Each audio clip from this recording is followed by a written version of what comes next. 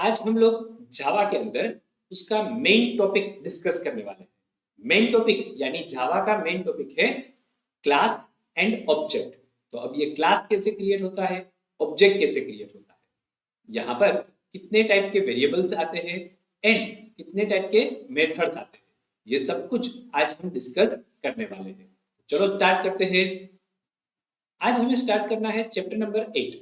Chapter number 8 के अंदर class कैसे क्रिएट होता है एंड ऑब्जेक्ट कैसे क्रिएट होता है ये डिस्कस करना है। एक्चुअली जावा जो है वो ऑब्जेक्ट ओरिएंटेड कंसेप्ट को फॉलो करता है। अब ऑब्जेक्ट ओरिएंटेड कंसेप्ट के अंदर फंडामेंटल कंसेप्ट क्या है, क्लास एंड ऑब्जेक्ट। तो ये क्लास एंड ऑब्जेक्ट कैसे क्रिएट करना है यही हमें इस चैप्टर के अंदर डिस्कस करना है।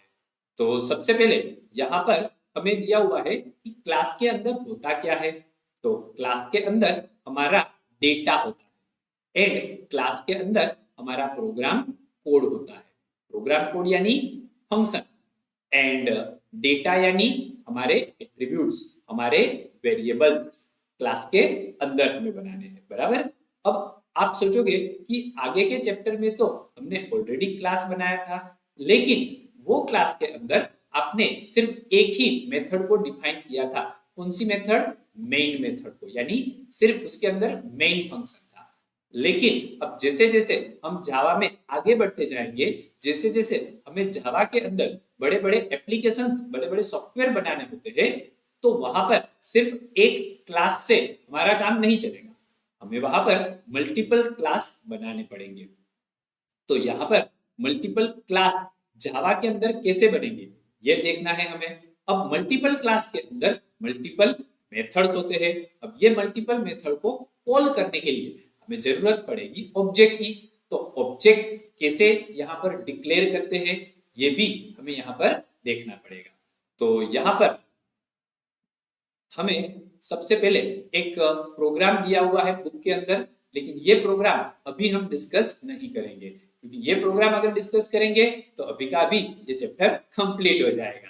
तो यहाँ पर सबसे पहले हमें डिस्कस करना है सिंटैक्स ऑफ क्लास, यानी क्लास कैसे बनाते हैं। तो यहाँ पर दिया हुआ है क्लास इन जावा। तो यहाँ पर उसकी सिंटैक्स क्या है?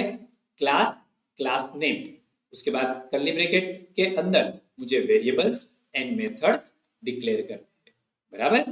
तो यहाँ पर हमें एग्जाम्पल अगर देखना है तो आपको यहाँ पर एक एग्जाम्पल दिया हुआ है। यस, प्रोग्राम के अंदर हम चले जाते हैं। यहाँ पर देखो एक रूम नाम का क्लास बनाया हुआ है एंड उसके अंदर आप देखोगे तो लेंथ, विड्थ, हाइट ये सारे हमारे वेरिएबल्स हैं एंड उसके अंदर सेट एट्रीब्यूट्स, एरिया, डिस्प्ले ये सारी हमारी मेथड्स होंगी। तो ये वेरिएबल्स एंड मेथड्स जो है वो क्लास के अंदर डिक्लेयर किए जाते हैं। उसके बाद अब मुझे ऑब्जेक्ट कैसे बनाते हैं वो देखना है। तो यहाँ पर ऑब्जेक्ट बनाने के लिए मुझे क्या लिखना है? सबसे पहले क्लास का नाम एंड उसके बाद वेरिएबल का नाम। तो यहाँ पर हमारा ऑब्जेक्ट क्रिएट हो जाएगा। तो सबसे पहले यहाँ पर एग्जांपल दिया है रूम R1। तो R1 जो है वो हमारा ऑब्जेक्ट है। अब एक्चुअल में इसको ऑब्जेक्ट क्रिएट करना नहीं बोलते, इसको बोलते हैं ऑब्जेक्ट को डिक्लेयर करना। अब डिक्लेयर करने के बाद अगर आप मेमोरी असाइन करते हो तो उसे बोलते हैं यहाँ पर क्रिएट करना या तो ऑब्जेक्ट को इनिशियलाइज करना।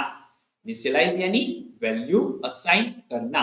तो यहाँ पर वैल्यू असाइन कैसे करेंगे, यहाँ पर इनिशियलाइज कैसे करेंगे?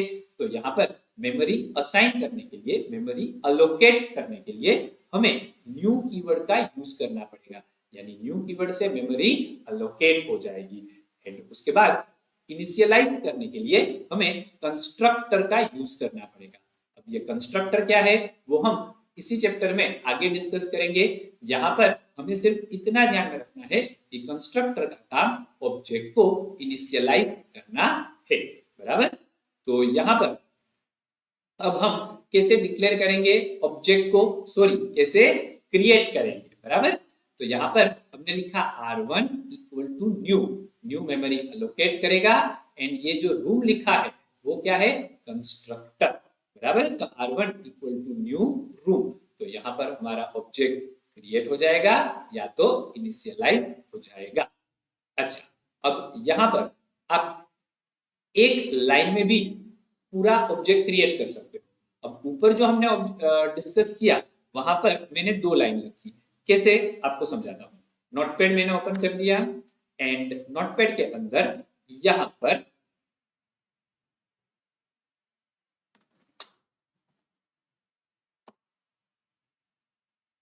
नोटपैड के अंदर यहां पर सबसे पहले हमने लिखा रूम R1 एंड उसके बाद हमने लिखा R1 equal to new room. तो यहाँ पर ये जो लाइन लिखी उसको डिक्लेरेशन बोलते हैं एंड यहाँ पर ये जो लाइन लिखी हमने R1 equal to new room, इसको इनिशियलाइज करना बोलते हैं। बराबर। अच्छा, अब अगर ये 2 लाइन एक लाइन में ही कन्वर्ट कर देनी हो तो यहाँ पर आप ऐसे भी लिख सकते हो, रूम R1 की जगह पर एक नया ऑब्जेक्ट बना दिया R2 न्यू रूम। तो अब ये एक ही लाइन में डिक्लेयर भी हो गया एंड इनिशियलाइज भी हो गया। बराबर। तो आप ये दोनों तरह से ऑब्जेक्ट क्रिएट कर सकते हो। अब ये आपके ऊपर डिपेंड है कि आपको कैसे करना है। चलो, तो समझ में आ गया होगा आपको।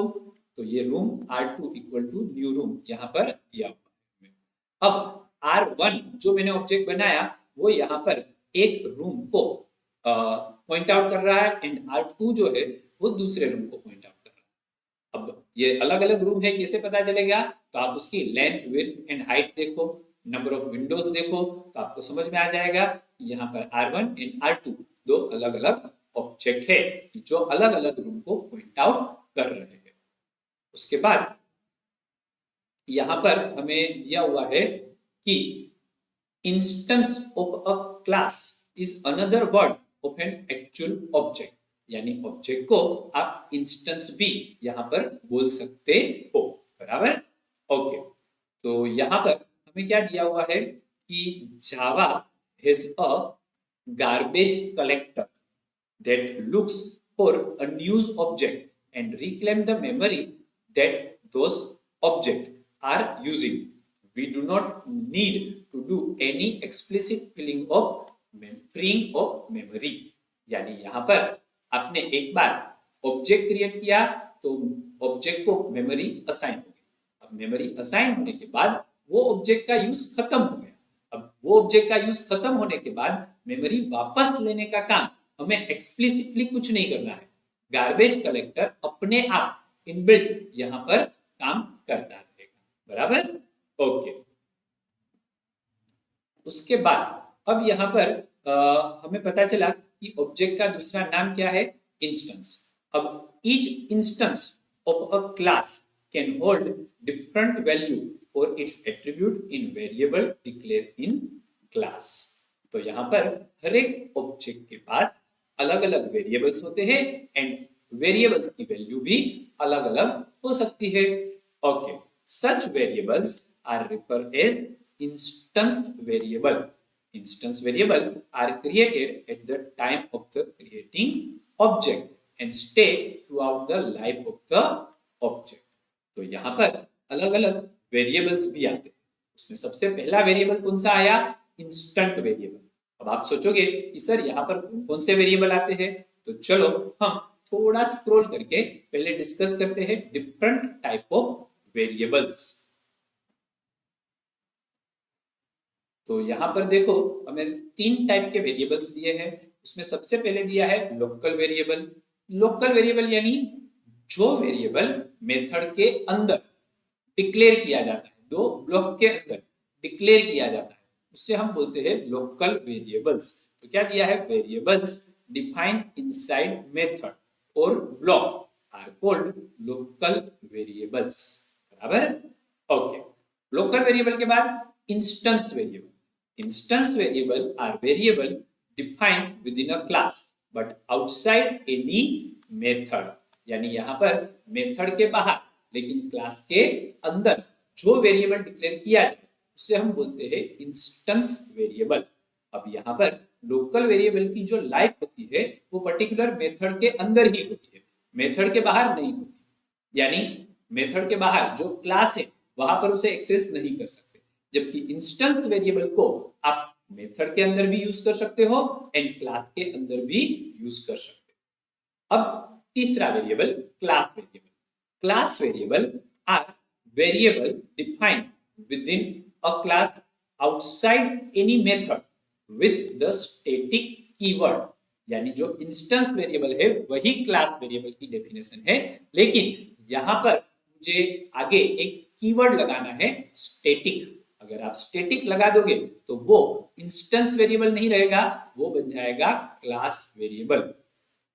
अब यहां पर और क्या दिया है, this variable are allocated memory only once per class and is share by all its object. यानी क्लास वेरिएबल जो है वो हर एक ऑब्जेक्ट के बीच में कॉमन वैल्यू को शेयर करने वाला है। Class variable are initialise with default values. बराबर। तो यहां पर जो क्लास वेरिएबल है वो हर एक ऑब्जेक्ट के लिए कॉमन है। ओके, तो ये तीनों वेरिएबल्स हमें पता चल गए अलग अलग। एक था लोकल, एक था इंस्टेंस एंड एक था क्लास वेरिएबल। वापस ऊपर चले जाते हैं। अब यहां पर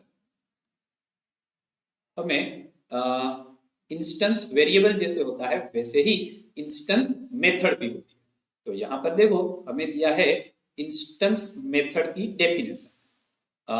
methods can be invoked using the object to access or modify the instance variable. Such method are known as instance method. तो instance method का काम क्या हुआ, instance variable की वैल्यू को मॉडिफाई करना। बराबर। ओके, अब यहां पर हमें एक समरी दी हुई है कि आपको यहां पर क्या याद रखना है इंस्टेंस मेथड के लिए या इंस्टेंस वेरिएबल के लिए। तो क्या दिया है, object are created with the new keyword. Okay, फिर new keyword return a reference to object that represent an instance of the class. तो यहां पर मेमोरी अलोकेट कैसे करनी है मुझे, न्यू कीवर्ड का यूज करके। All instance of class are allocated memory in data structure called heap. ये हीप क्या है, ये हीप जो है वो एक मेमोरी का पार्ट है जहां से मेमोरी अलोकेट होती है। Each object instance has its own set of data. अब हर एक ऑब्जेक्ट के पास खुद की अलग अलग वैल्यूज होती है। तो ये इतनी चीजें हमें ध्यान में रखनी। अब हमें नेक्स्ट पॉइंट क्या देखना है, ये जो हमने ऑब्जेक्ट बनाया यानी कि जो हमने इंस्टेंस बनाया, वो इंस्टेंस का यूज करके मुझे इंस्टेंस मेथड को कॉल करना है। तो क्या लिखा है यहाँ पर, calling instance method. Instance method को कॉल करने के लिए हम यूज करेंगे यहाँ पर डॉट ऑपरेटर का। कैसे कॉल करेंगे, तो उसकी सिंटेक्स दी हुई है, object reference dot instance variable और मेथड। बराबर। अब यहाँ पर मुझे आपको एक एग्जांपल दिखाना है। तो देखो यहाँ पर क्या लिखा है, रूम R1। तो R1 मेरा ऑब्जेक्ट हो गया, और अब क्या लिखा है यहाँ पर R1 डॉट लेंथ। तो ये इलीगल हो जाएगा। क्यों इलीगल हो जाएगा, आपने मेमोरी तो अलोकेट की ही नहीं, आपने न्यू कीवर्ड का यूज तो किया ही नहीं। तो आप R1 डॉट लेंथ लिखो या R1 डॉट डिस्प्ले लिखो, ये इलीगल हो जाएगा। बराबर। चलो, अब जैसे हमने इंस्टेंस मेथड बनाई वैसे ही क्लास मेथड भी होती है। तो क्लास मेथड कैसे डिफाइन करेंगे, तो सिंपल सा है। क्लास वेरिएबल लिखने के लिए हम क्या यूज करते थे, static keyword, static integer total Windows. तो यहाँ टोटल विंडोज जो है वो हमारा क्लास वेरिएबल। तो सेम वैसे ही कोई भी मेथड के आगे अगर आप स्टैटिक कीवर्ड लगा दोगे तो वो क्या हो जाएगी, यहाँ पर क्लास मेथड। तो यहाँ पर टोटल विंडोज जो है वो हमारी एक क्लास मेथड हो जाएगी। क्यों, क्योंकि उसके आगे स्टैटिक कीवर्ड लगा हुआ है। अब क्लास मेथड को कॉल कैसे करेंगे, तो क्लास मेथड को कॉल करने के लिए हम यूज करेंगे क्लास का नाम, dot operator and class variable या मेथड नेम। अब ये class variable and instance variable को समझने के लिए एक प्रैक्टिकल एग्जांपल देख लेते हैं। तो यहाँ पर हमें एक रूम नाम का क्लास दिया हुआ है। रूम नाम के क्लास के अंदर length, width, height and n windows ये हमारे नॉर्मल वेरिएबल्स है, यानी कि इंस्टेंस वेरिएबल है। एंड यहाँ पर टोटल विंडो जो है वो हमारा क्लास वेरिएबल हो जाएगा। क्यों? क्योंकि यहाँ पर हमने स्टैटिक कीवर्ड लगाया हुआ है। उसके बाद यहाँ पर set attribute, set window, area, display ये सारे हमारे इंस्टेंस मेथड हो जाएंगे, बराबर। उसके बाद यहाँ पर हमने मेन फंक्शन लिया हुआ है एंड मेन फंक्शन के अंदर क्या लिखा है? रूम R1, तो R1 हमारा ऑब्जेक्ट हो जाएगा। सेम वैसे ही room R2 equal to new room, तो R2 भी हमारा ऑब्जेक्ट हो जाएगा।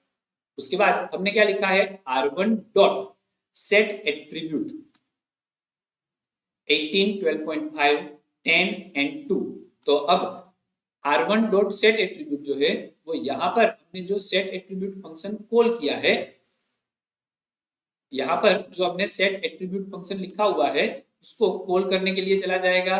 तो यहाँ पर 18 जो है वो L के पास चला जाएगा, 12.5 जो है वो W के पास चला जाएगा, 10 जो है वो H के पास एंड 2 जो है वो N के पास चला जाएगा।